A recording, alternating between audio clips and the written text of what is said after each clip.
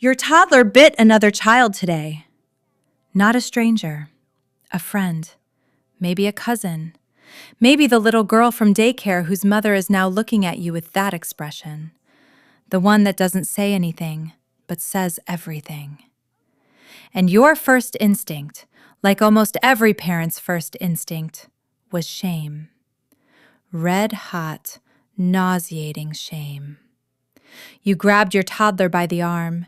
You said their name in a voice you didn't recognize. And somewhere in the back of your mind, a thought formed that you didn't ask for. What is wrong with my child? Nothing is wrong with your child. And by the time this video ends, you won't just believe that. You'll understand exactly why it's true at the level of brain development. And you'll have a completely different response ready for the next time it happens. Because there will be a next time. And that's not a warning. That's just neuroscience. Let's start there.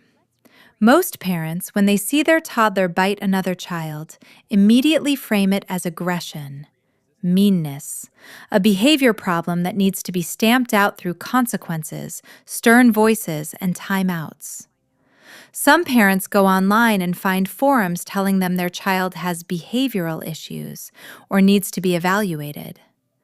And the fear that plants itself in that moment, the fear that you are somehow failing your child or that your child is somehow broken, is one of the most painful experiences in early parenthood. It is also completely, demonstrably wrong. Biting in toddlers is not a behavioral problem. It is a communication event. It is your child's nervous system doing exactly what it was designed to do, with the only tools it currently has available. And the reason most parents never feel relief about this is because nobody ever explains what is actually happening inside that tiny skull in the half second before the bite. So that's what we're going to do right now. Here's what you need to understand about the toddler brain. Between the ages of 1 and 3, your child is living almost entirely in the emotional and survival centers of the brain, the limbic system, the amygdala, the structures that govern fear, overwhelm, desire, and physical sensation. The part of the brain responsible for logic, language, impulse control, and social judgment, the prefrontal cortex, is not just underdeveloped at this stage. It is structurally offline. This isn't a metaphor. Neuroscientists use brain imaging to show that the prefrontal cortex doesn't reach functional maturity until the mid-20s. At age 2, it is barely wired into the rest of the brain at all. What this means in practical terms is that when your toddler becomes overwhelmed by excitement, by frustration, by sensory overload, by the unbearable feeling of wanting something they cannot have, the rational part of their brain has no power to intervene. The amygdala fires. The body reacts. The bite happens in under a second before any part of the child's brain could have stopped it. This is called an amygdala hijack. It's the same phenomenon that makes adults say something they instantly regret in a moment of extreme stress. The difference is that adults have a prefrontal cortex that, most of the time, can slow the process down. Toddlers simply do not have that yet. When you understand this, really understand it, not just intellectually but viscerally, the shame starts to lift. Because you weren't looking at a mean child. You were looking at a child whose brain is exactly as developed as it should be, expressing something they have no other way to express. Let me ask you something, and I'd love to hear your answer in the comments. When your toddler bit another child, what emotion do you think they were actually feeling in that moment? I ask because most parents assume it was anger, but the science tells a much more nuanced story. Researchers who study early childhood aggression have identified several distinct emotional states that commonly precede biting in toddlers, and anger is only one of them. In fact, it may not even be the most common. Excitement is one. When toddlers are intensely happy, intensely stimulated, deeply engaged with a playmate they love, the arousal in their nervous system can exceed their capacity to regulate it, and biting becomes a release valve. Overwhelm is another.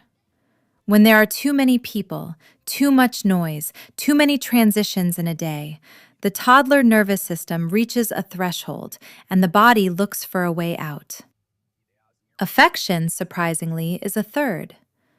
Toddlers who bite the children or adults they are most attached to are sometimes expressing a form of love that their nervous system doesn't yet know how to contain. The bite in these cases is not an attack. It is a signal that this relationship matters so much it has overwhelmed their regulatory capacity. And then there is the most overlooked cause of all: unmet language need. Toddlers who are biters are often toddlers who are trying to say something they do not yet have words for. They are trying to say, "I need space. I need this. You took something from me. I love you so much I don't know what to do with it. I am exhausted and no one is listening." The bite is a sentence. It just doesn't sound like one. This is why punitive responses to toddler biting, yelling, biting back, shaming, extended timeouts, are not only ineffective but genuinely counterproductive. When you respond to an overwhelmed nervous system with more overwhelm, you do not teach the child not to bite. You teach the child that their unmet need produced danger. You increase the shame. You deepen the dysregulation. And you miss the entire message. The research on this is clear. Studies in developmental psychology consistently show that toddlers who experience harsh punitive responses to dysregulation do not develop better impulse control. They develop more anxiety, more shame, and a less secure attachment to the parent, which then makes the dysregulation worse. The cycle feeds itself. What actually works, what the research supports across dozens of longitudinal studies, is a response that names the emotion, validates the need, and redirects the behavior. Not because the toddler understands every word you say, but because the tone, the body language, and the co-regulation signal from your nervous system to theirs. You are safe. I see you. This feeling is survivable. That signal is everything. Your toddler's developing brain is literally, physically shaped by how you respond to their worst moments. The neural pathways that will one day allow your child to name their feelings, ask for what they need, and self-soothe in a moment of frustration. Those pathways are being laid right now, in real time, based on whether the big person in the room helps them regulate or adds to the flood. You are not just managing behavior. You are building a brain. And here's the reframe that I want you to hold on to after this video, the one that changes everything. A toddler who bites is not a bad child. A toddler who bites is a child whose emotional world is so big and so intense and so overflowing that it has exceeded the capacity of the brain they currently have. That is not a flaw. In many ways, that intensity, that enormous feeling, is the raw material of empathy, creativity, passion, and deep human connection. The child who feels everything this much at 2 is often the adult who cares the most at 30. Your job right now is not to extinguish the fire. It is to help them build a bigger container for it. Now, if you're watching this at the end of a hard day, if you're the parent who replays a difficult moment in your head before you sleep, wondering if you handled it right, wondering what kind of parent you actually are, there is something I want to tell you about. There is a book called Am I a Good Parent? And it was written specifically for you. Not for the parent who has it all figured out, for the one sitting in the dark, glass of water in hand, quietly doing the work of reflection that most people never do. This book contains a science-based quiz built on decades of research from attachment theory, developmental psychology, and neuroscience. It's not a judgment, it's a mirror. It shows you your natural tendencies clearly, explain how they're affecting your toddler's developing brain, and gives you small, meaningful adjustments that actually compound over time. Because the goal was never perfection. Science has established, with remarkable consistency, that perfect parenting is not only impossible, but counterproductive. What your child needs is not a flawless parent. They need a present one, a reflective one who watches a video like this at the end of a hard day and thinks, I want to understand my child better. That parent is you. The link to Am I a Good Parent is in the description. It's one of the most honest, science-backed tools I've seen for early parenthood. And I think if you've made it this far in this video, it was made for you.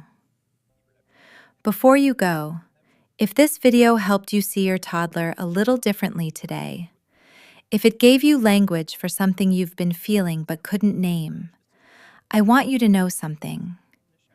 You are not surviving parenthood. You are doing the hardest neuroscience experiment in the world, with no lab coat, no sleep, and no instruction manual. The fact that you seek out information like this, that you ask questions, that you want to understand instead of just react, that is not a small thing.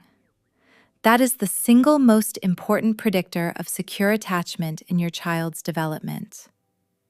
You are already doing it. Subscribe to this channel if you want to keep translating your toddler's chaos into something that makes sense. Every video here is designed to give you that same feeling, the one where something clicked, where the shame lifted a little, where you understood something you couldn't understand before. You don't have to survive this phase in the dark. We're going to figure it out together, one behavior at a time.